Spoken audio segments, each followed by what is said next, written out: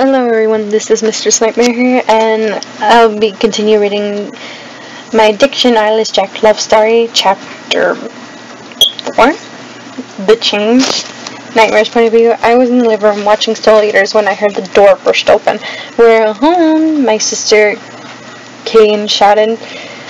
I cringed a little, considering she was 5 feet away from me. "Why do you have to be so loud?" my brother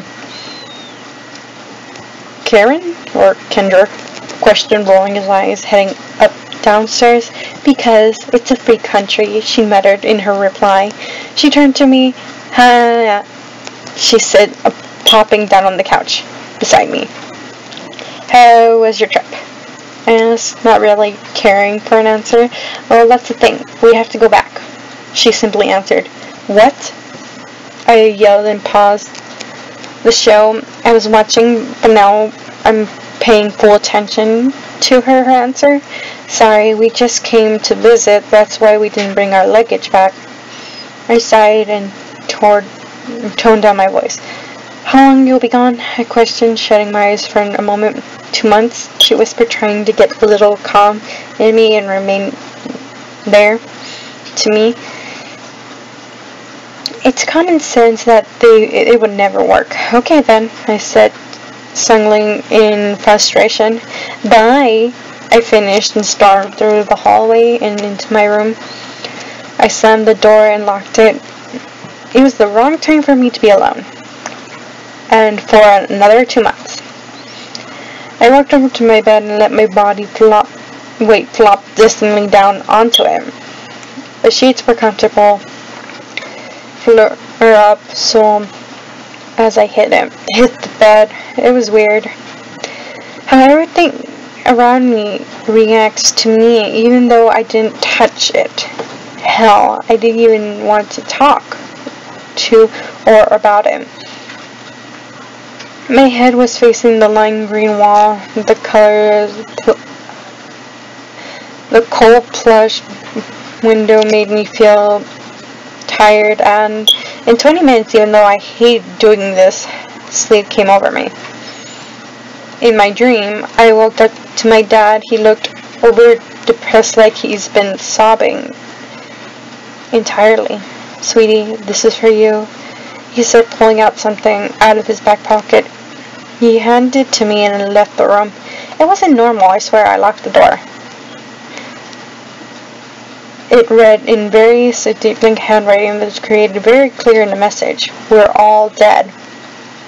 Throwing the note aside, I jumped off my bed and almost tripped and struggled to open the door. My dad was laying on the wall, straight in front of me. His eyes were torn out of his head. Blood from that located reaching to the floor on one department. At the time, I screamed as my tears hit the pool of blood. Struggling me, I sprint past the corpse of my now deceased dad. When I was in the living room, I reacted very, would I say, my sister, when I returned to my room. I opened one of her eyes. It was in her left hand. The other was missing. She was stained in bright red blood. There was something sitting in the same spot on the couch I had left her at. Tears peaked coming from whatever. I tried to stop, but no. I noticed these two figures in the corner of my eyes. I turned exactly to describe. I saw something that made me gag in terror. Eyeless Jack's mask was laying next to his feet, and there he was holding my brother by the collar of his shirt in his left hand. Eyeless Jack had 2 eyes, filled his now. The black socket that oozed that were in his eyes. Instead, it managed to slip out of underneath both eyes. My brother, on the other hand, had his left eye missing. His right eye was just dangling out of his socket.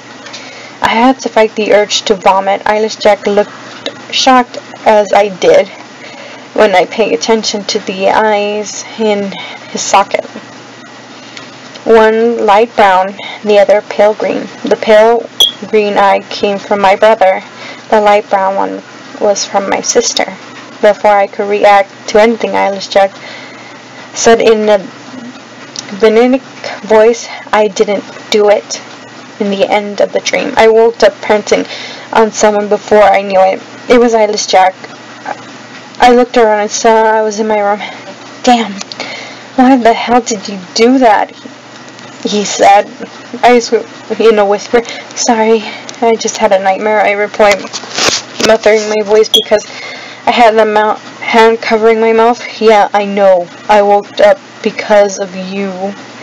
You were sobbing a little too loud for my taste now that you pounced on me. "I wish I didn't do that," he said, raising his upper body up. He ached his upper body in half, meeting my face to face. Wiping the sickness-dry tears, we met our eyes, or for him, eye sockets. "We can talk about this when your family isn't around," I said, as in an after-sobbing voice. "They're gone. I wouldn't be here if they weren't." He started. "Shit, I didn't apologize," I said in a harsh tone now.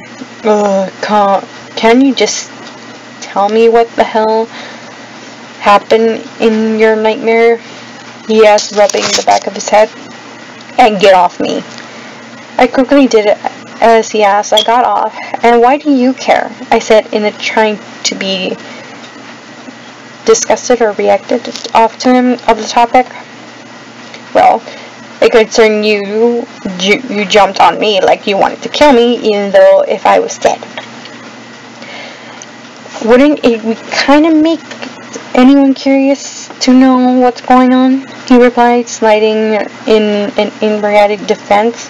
"You killed my family. I had no idea what happened to your mom, but you killed the rest.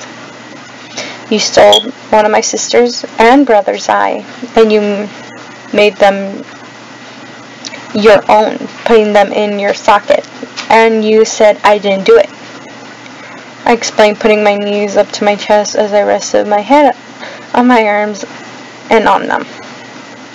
Still facing Eyeless Jack, I could feel he was shocked out of this through his mask. He stood up and walked a few inches, then sat beside me. He lifted his mask only to where I could see his mouth, like many times before. He rubbed my head in his touch, still being so friendly and toothy smile once he haunted me, and rapidly repeated in my mind, "Frown, I don't destroy my toys like the others, I know," he said, picking on me, pecking me on the cheek. I shivered a little too much, to the point where he noticed what he did. He quickly stood up and disappeared with a blink of an eye. My window was now open, just like the last time he left. Now that he completely exposed to confession.